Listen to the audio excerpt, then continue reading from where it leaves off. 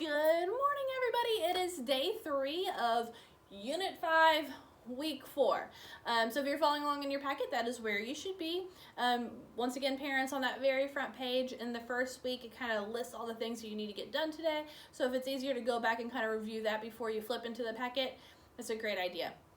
It is Wednesday, April 22nd, 2020.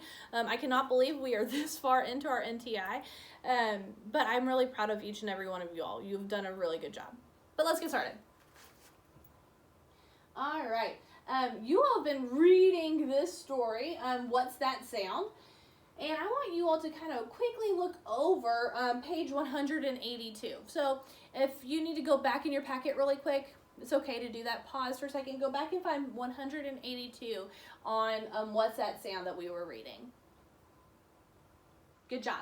We are going to be talking about point of view. As we read, we can use the text and the illustration to understand how the characters think and how they feel about the events that are happening in the story. Understanding a character's point of view can help us better understand the character's actions. So if we understand how they're thinking and how they're feeling, we understand why they maybe did what they did a little bit better. I know that we talk about this sometimes in second steps when we're talking about feelings and emotions. If we understand how a friend is feeling, maybe we understand why they're acting grumpy or angry. If we understand how they're thinking and feeling, maybe we understand why they didn't want to play with you on the playground, or why they were upset and crying, or maybe why they're happy. Maybe if we know the good things that are going on in their life too, we can understand why they're happy also. But in this story, it says, "What's that sound?" asked Gilbert. Reading this text and looking at the illustrations right here helps us to understand that Gilbert's point of view. Look at him. Look at Gilbert. He's kind of scratching his head a little bit. Gilbert is a little bit curious about what the sound is. Curious means that you're a little confused and you want to find out what's happening. So he's a little curious, trying to figure out what is going on. And we can tell by looking at his body language. Good job, guys. All right, then we're going to talk about what happened first, then, next, last. Follow along with me. First, just kidding. I guess it wants you to do it in your packet. But if you all want to talk about it with your parents, this is a perfect time to kind of freeze back on that slide previously. I apologize. And talk about what happened at the beginning of the story, and then what event happened right after it, and then another big event that happened after that, and then at the very end, the last one. Go ahead and talk about all of those things. Good job, guys. Now we're moving on to those sounds that we've been practicing. Once again, if you're having trouble with it and it's easier for you to watch the phonics dance, go ahead, pause the video, go back to the phonics dance on YouTube, and follow along. The more you sing it, the more you do it, the easier that all of this will get. But as I click through, if you remember all of those, go ahead and say the sounds with me. Good job, guys.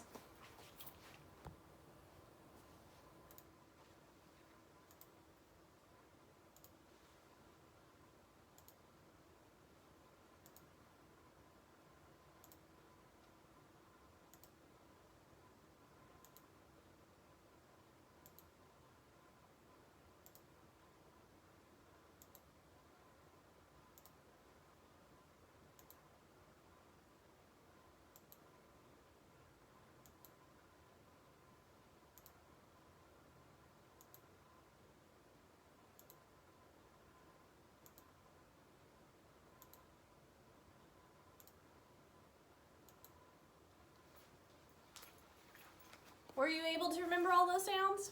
I hope so. We've gone through quite a bit now. All right, I hope that you all can see these. I know that they're a little bit small.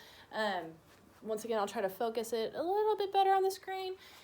But as we are reading through these, remember sometimes, even if there's 2 or 3 letters to put together, they might just make one sound. That's why we see the O and the U in one box, because it's just one sound. Let's practice reading through these together. Ready? Ow, d, round. Owl, howl. D, ow, down. Ow, s, house. I'm going to pause on this one for just a second, because if you see on house, they made that E really little.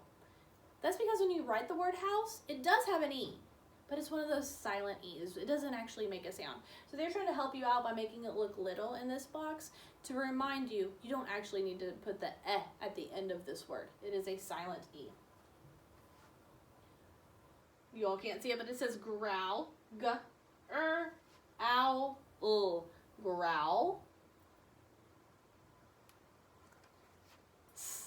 Ow, d, sound. Ow, d, loud. Ow, foul.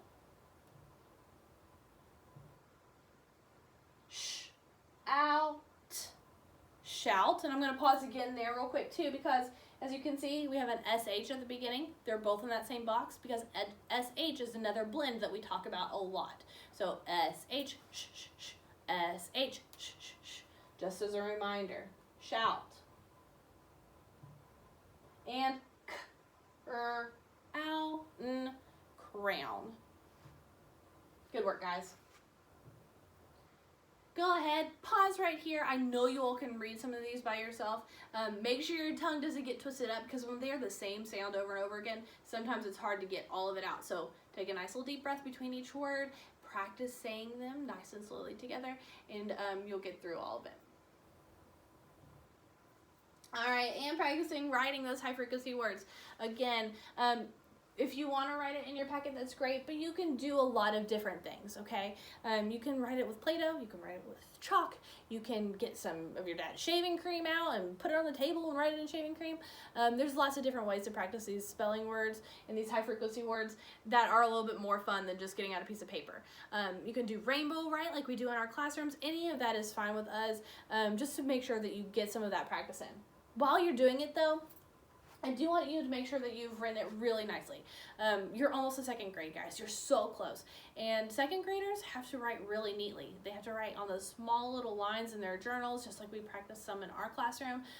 But their teachers don't like when it gets sloppy and messy. So please take your time and write slowly. Make sure it has a capital letter to start. Give yourself a little check if it does. Finger spaces in between our sentence or our words in our sentences. Make sure that if it's a high frequency word or a spelling word that you spell it the right way. If it's a word that you've never heard before and you're just going to try to sound it out and guess, excellent, that's awesome. But if it's a word we've been practicing, you should probably have it spelled the right way at this point. Write as neatly as you can. Have a complete idea, which means that when you read it, it makes sense. And then, does it have a punctuation mark at the end? Remember, we talked a little bit the other day about the smiley face sentences. You can use that little form again to help you remember as you are making some sentences with your words. This time, instead of just writing the words over and over again, let's practice writing some sentences using our high frequency words color, early, instead, nothing, oh, and thought. Can you make a full sentence, not just practice a spelling word? All right, and then some practicing of that ER and EST. Remember, if it has an E, you're going to drop the E and add ER or EST at the end.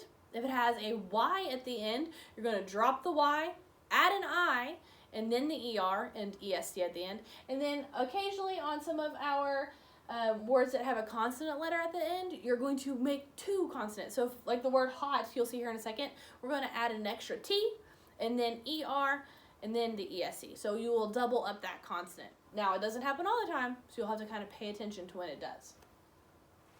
Prouder, proudest. Our next word is wide, wider, widest, hot. See where we added that extra T, that extra consonant, and and EST. Shy, we dropped the Y to add an I, then ER. So shyer and shyest. Slow, slower, and slowest. Good job, guys. You are going to be practicing this a little bit in your workbooks this week. If you look over here, this is the page that you'll be doing, and it's in your practice guide. look at it, follow along. The instructions are up at the top. You're going to look and see if you need to make an ER or EST. So, for example, number 1 says this box is blank. Then that one, we have the word light. Okay, how many things are we talking about? Are we talking about one thing, 2 things? Is it the most light? Is it the least light? This one, we just need to make it say the box is lighter than that one because we're only comparing it to 2. All right, good job, guys. I believe in you. You can figure this out. If you do have any questions, though, don't hesitate to call or email or text one of your teachers. All right, and another book that I want you all to read by yourself. Remember, we are getting this close to 2nd grade. We need to become independent readers. If your mom and dad want to read it to you the first time by themselves, and you just listen and watch as they point to the words and read, that is fine. But I do want you all to start practicing reading this book independently. All right, and for those of you all who can already do it independently, excellent job. But while you're reading, think of these things. What sound can you hear? And who and how are those sounds being made? So who's making the sounds, what's making those sounds, and how is it being made? This is all about a little boy who is trying to whistle. Some of you all in my class are great whistlers. I hear it all day long, but others of you all are still practicing. So this is all about a boy who wants to learn how to whistle. Whistle for Willie is the title of that story. Go ahead and pause this right now and read it in your packet. Good job, guys. You've got this.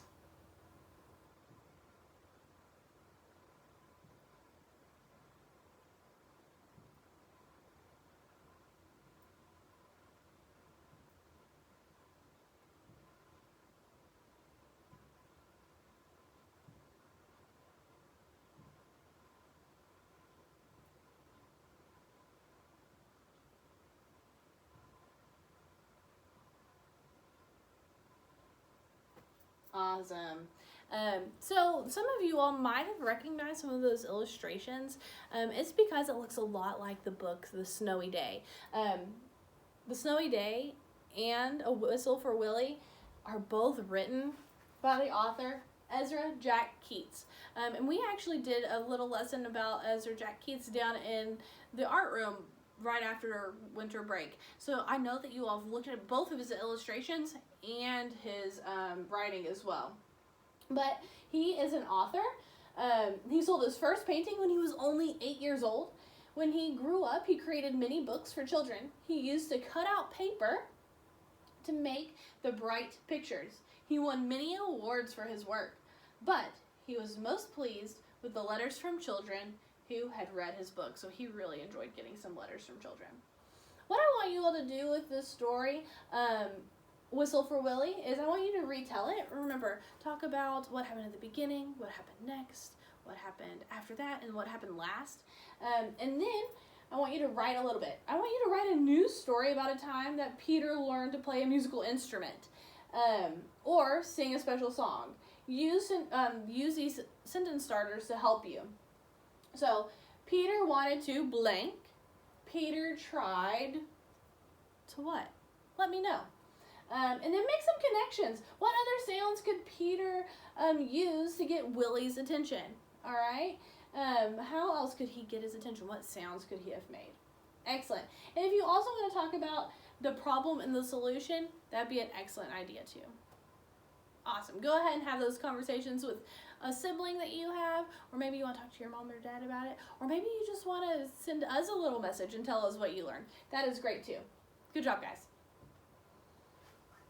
Here's the problem and how the steps to take to solve it and the solution. All right, here's some writing that you all got to do. This is in your journals. So write about something that you wish you could do. Why do you wish you could do it? And kind of tell us all about it. I'd love to hear. Miss Blankenship, I wish that I was a really great singer. I'm not. I'm not supposed to sing in the choir. I'm not supposed to do any of that stuff, but I wish I could. Just because I really love singing and I enjoy doing it. I sing in the shower all the time, or to my kids and to my class. If you're in my class, you know that I sing all the time. But I'm not the best singer in the world, and I really wish I could be a better singer. All right, and here's your grammar. We're practicing the a, and, this, that we've talked about the last couple days. These are kind of reviews, extra practice to kind of get into that. So don't forget to turn to these pages to complete that work as well. All right, and I will see you tomorrow for day 4. Bye, guys.